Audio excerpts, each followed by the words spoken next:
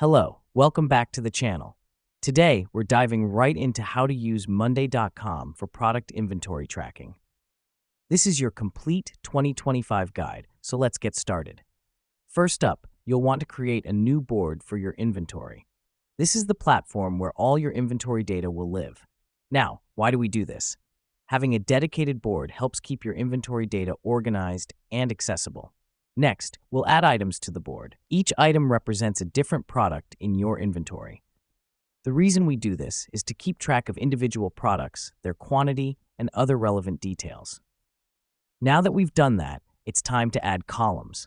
Columns can represent various data points, such as product status, quantity, supplier info, and more.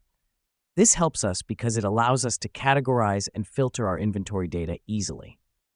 All right. Now that you've created your columns, let's talk about automation. Monday.com has a feature to automate low-level tasks, like sending updates when stock is low.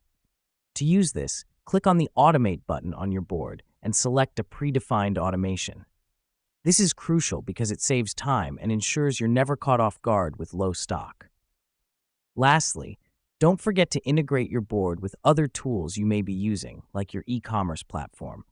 Go to the integrations and link the desired tool. This matters because it allows for a seamless flow of information, keeping your inventory up to date across all platforms. And voila, you've set up your product inventory tracking on Monday.com. Remember, keeping an organized inventory can save you time, prevent errors, and streamline your operations. That wraps up our guide for today. Thank you for tuning in, and we'll see you in the next one.